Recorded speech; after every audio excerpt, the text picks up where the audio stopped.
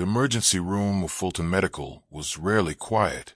Even in the early hours of the afternoon, the air buzzed with urgency. Phone calls, monitors beeping, wheels of gurneys squeaking against linoleum. But when Dr. Robert Peters snapped at the young woman sitting in room 6, time seemed to freeze. "This is America," he barked, waving a medical chart in one hand. "We speak English here. If you can't even tell me your symptoms, why are you wasting my time?" The room fell into an unnatural hush. Nurses at the nearby station paused, exchanging awkward glances. A middle-aged woman, waiting for a family member, gasped softly. And in the middle of it all, the patient, a young woman with soft features and a pale blue headscarf, lowered her gaze, visibly shaken. Her name, according to the intake sheet, was Lala Samari. No detailed symptoms, no listed allergies, no clear background information. She had walked into the ER alone, except for an elderly neighbor who had helped her get there. Her discomfort was visible, a hand gently pressing her lower abdomen.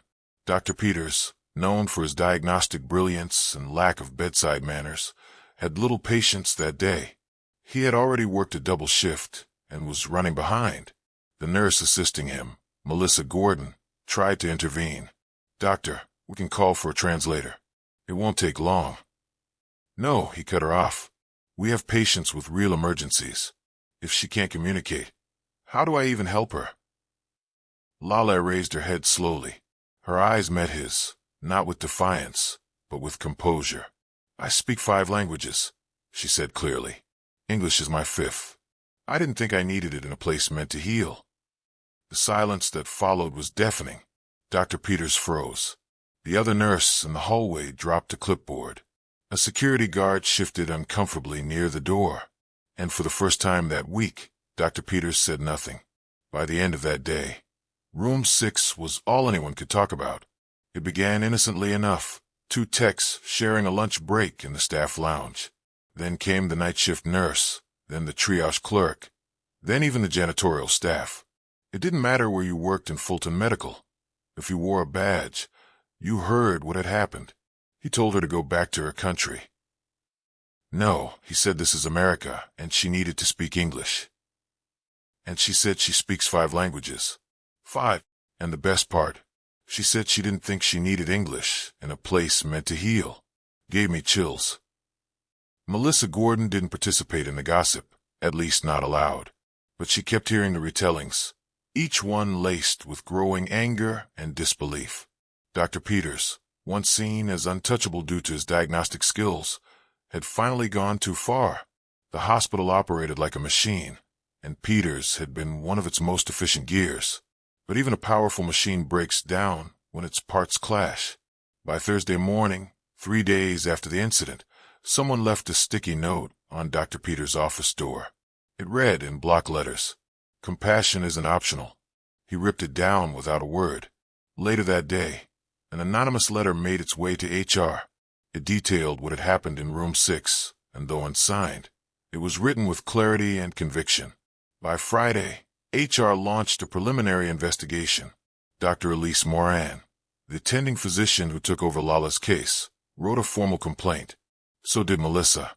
And by the following Monday, 4 additional staff members had submitted statements. What started as whispers became action. Meanwhile, Lala remained in recovery after her emergency appendectomy. She hadn't spoken much, but when Elise visited her to apologize, Lala said something that stuck.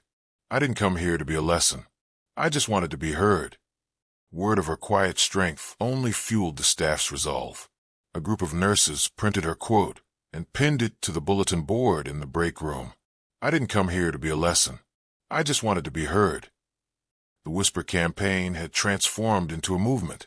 Respect, accountability, compassion. These weren't luxuries. They were necessities. The first post appeared on a Reddit thread called r/nursing nightmares. A user named Scrubs at Midnight recounted the story anonymously. "ER doc humiliates patient for not speaking English. She replies in perfect English and shuts the whole room down."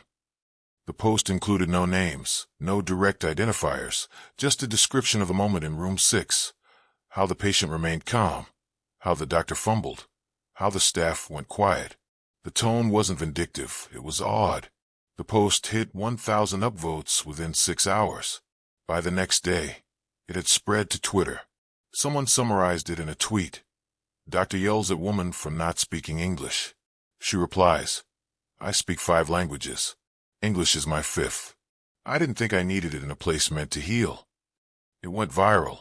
News blogs picked it up. Anonymous patient shuts down racist rant with grace.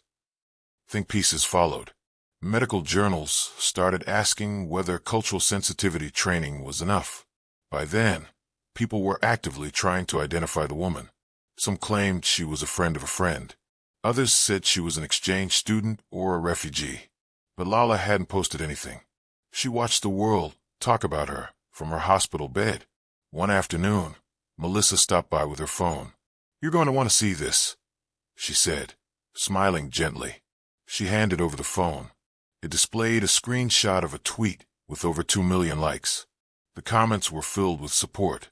What grace! What power! Imagine embarrassing yourself that bad in front of a polyglot. This woman is the definition of dignity. Lala didn't smile. Not fully, but her eyes welled up. I never meant to become a symbol, she said softly.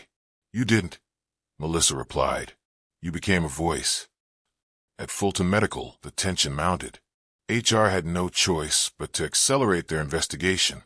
The hospital board received thousands of emails and calls demanding accountability.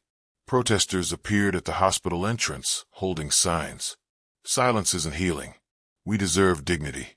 Language isn't a barrier. Arrogance is. Local news trucks parked outside the ER.